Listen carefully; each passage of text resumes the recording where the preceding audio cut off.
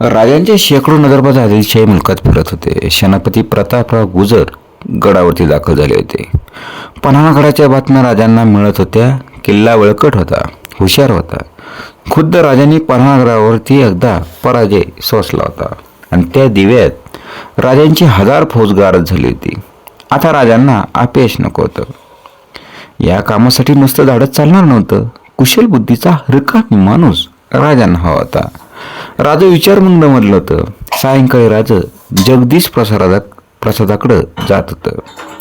मागून अनाजी दत्त, गणोजी, प्रतापराव ही मंडळी चालली होती.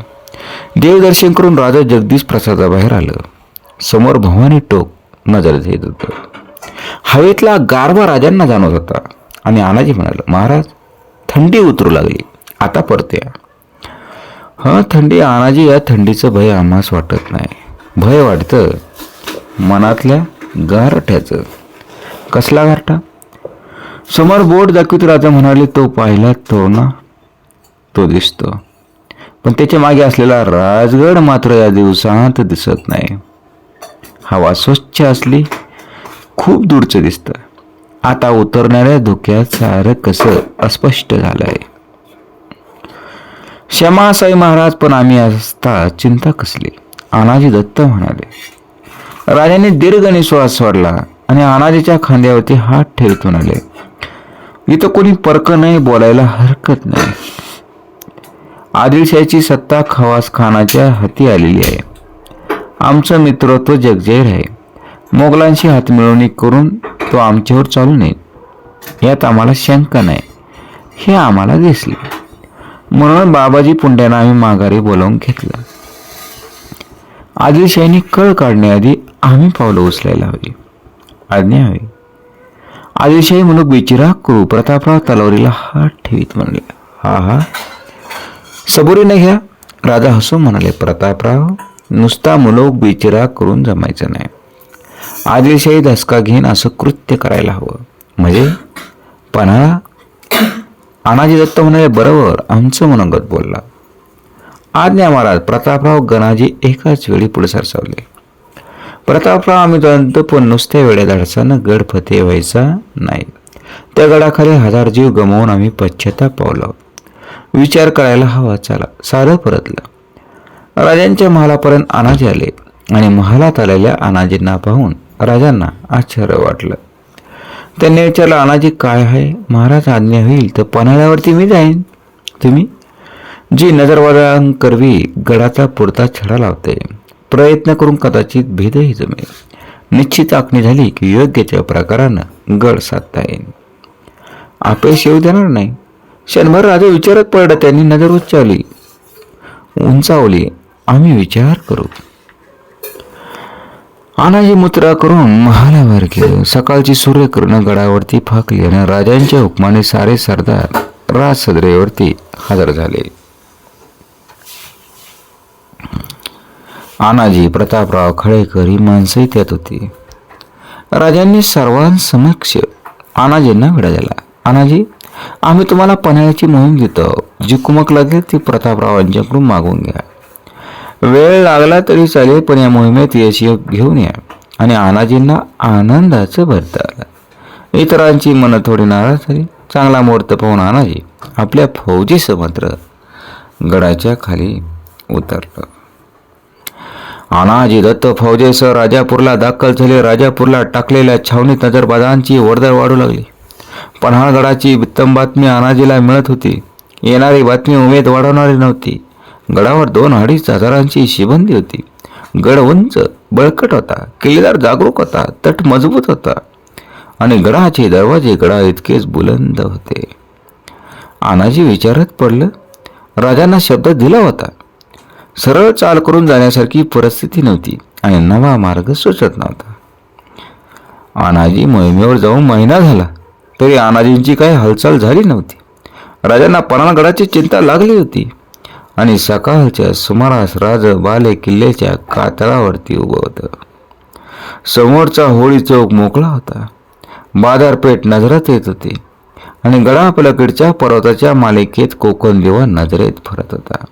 राजांच्या मागं बाळाजी आवजी उभे होतं. राजांचं लक्ष गडावर येणाऱ्या संभाजीराजांच्याकडे गेलं. पाठोपाठ कोंडाजी फर्जत नजरेत आले. राजा गडबडीने कातळ उतरले आणि संभाजीराजांनी राजांना मुजरा केला. संभाजीराजे आज अचानक आलात? मासाहेब शेम आहेत ना? जे आबासाहेब, आम्ही शिकारीला गेलो होतो. मग शिकारी मिळाली? हो. भला जंगी डुक्कर मिळाला. संभाजीराजे राजांच्या बरोबर चालत होते. सांगत होते देवकाच्या तळ्यावर जनावर उतरतात अशी वर्दी होती. भल्या पहाटे आम्ही रानजवळ केलं. सांबर दिसलाच नाही, पण डुक्कर उठला. किती वजेचा आहे? राजांनी विचारलं. 16. कोंडाजीने सांगितलं. बंदुकीने मारलात? नाही आबासाहेब, भाल्यानं मारला. राजांच्या कपाळावरती सुस्माटी पडली. ते थांबलं आणि 16 वद्याचं जनावर भाल्याने मारलं. राजांचा आवाज करडा बांधला. आणि तुम्ही भाला लावलात?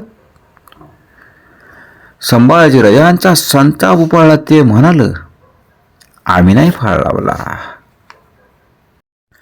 फाळ कोंडाजीने लावला आबासाहेब. आम्ही घोड्यावरून तळ्याची दरड उतरत होतो. दरड उतरवलं आणि तळ्याच्या चिखलात बसलेला डुक्कर उठला. आम्ही मुळच भेलो नाही. भाला फिरून आम्ही टाच दिली. तोच मागून येणारं कोंडाजी आम्हाला बगल देऊन पुढे घुसलं. विचारा की खरं की खोटं ते. राजांच्या चेहऱ्यावरती हसू उमटलं. त्यांनी कोंडाजीने विचारलं, कोंडाजी, बाळ राजांची तक्रार दिसते.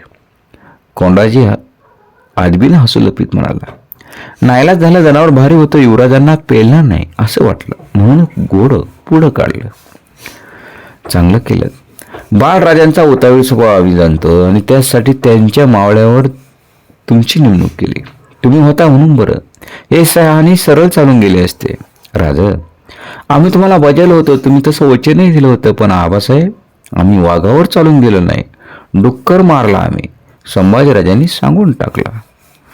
राजा थक्क होऊन त्या भाबड्या मुखाकडे पाहत होतं. ते रूप पाहून कसं रागवावं हे राजांना कळेना. संभाजीराजांना जवळ घेत राजा म्हणा, बाळराज, कसं सांगावं तुम्हाला? आम्ही तुमच्या वेड्या धाडसाबद्दल सांगितलं होतं. वाघाच्या शिकारीबाबत नव्हे चला. आणि राजांनी एकदम विचारलं, आणि शिकारने आणलीत वाटतं? आणली तर मासाहेबांनी शिकार घेऊन जायला सांगितलं. मासाहेबांनी चरबी काढून ठेवायला सांगितले. का? मासाहेबांचे गुडघे दुखतात ना. डुकराची चरबी लावली की कळ थांबते. राजांना हसवावरनं कठीण गेलं. म्हणाले, बाळराजे, तुम्ही मासाहेबांची काळजी घेता हे आता मात्र आम्हाला पटलं. तुमची शिकारीची हौस बघली, मासाहेबांना औषध मिळालं आणि एवढ्यासाठी मासाहेबांच्या सोबतीचं निमित्त करून पाचारला राहता वाटतं. संभाजीराजांनी राजांची नजर टाळली. वाड्यात जाता सरळ थोरल्या राणीसाहेबांच्या महालाकडे धावलं. राजारामांच्या भेटीसाठी उतावळीपणे जाणाऱ्या संभाजीराजांना राजांनी हाक मारली. संभाजीराजा वळलं आणि राजांनी विचारले, एवढी गडबड बरी? संभाजी हसले.